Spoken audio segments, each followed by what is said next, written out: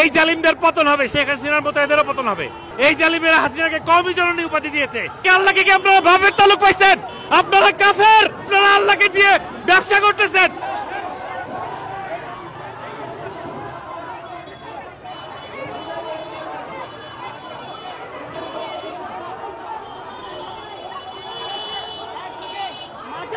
মাজারে হামলা হচ্ছে, বাউলদের উপর, শিল্পীদের উপর হামলা হচ্ছে। এরপরে আমরা দেখছি যে জুলাই অভ্যুত্থানের যে আকাঙ্ক্ষা, সে জুলাই অভ্যুত্থানের আকাঙ্ক্ষা কি আপনাদের একার? আল্লাহ আপনাদের একার নাকি? আল্লাহকে কি আপনারা ভাবের তালুক পাইছেন? আপনারা কাফের, আপনারাই কাফের, আপনারা আল্লাহকে দিয়ে ব্যবসা করতেছেন। আপনারা কে বলছে? আল্লাহ বলছে আরেকজনের প্রোগ্রামে হামলা করো। আল্লাহ বলছে আরেকজনের প্রোগ্রামে হামলা করো। আপনারা ফ্যাসিস্ট। এইখানে শান্তিপূর্ণ ভাবে সমাবেশ প্রোগ্রাম হচ্ছিল, এখানে শিল্পীরা ছিল, বাউলরা ছিল, এইখানে খুবই শান্তিপূর্ণ ভাবে তারা তাদের কথা বলছিল। পাশে 3টা প্রোগ্রাম 4টা প্রোগ্রাম, হঠাৎ করে আমরা দেখলাম একদল মানুষ তারা আল্লাহর নাম নিয়ে এসে এখানে হামলা করছে।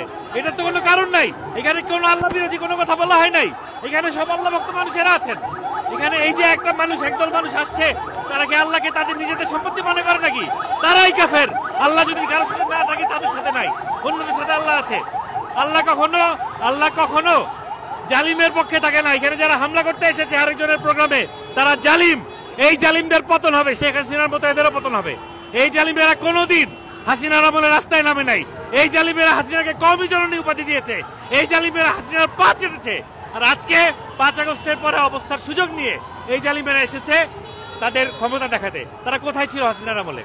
আপনারা বলেন, তারা কোথায় ছিল হাসিনার আমলে? তারা হাসিনার মতন একটা স্বৈরাচারী খুনিকে কওমি জননী বলতে তাদের বাধে নাই। আর আজকে তারা এসেছে কথায় কথায় আল্লাহর নাম নিয়ে তার উপর হামলা করতে। কেন? আল্লাহ কি আমাদের মধ্যে নাই? এখানে যারা আছে তারা কি আল্লাহ ভক্ত না? আল্লাহ কি তাদের ভক্ত না? তারা এখানে এসে প্রথমে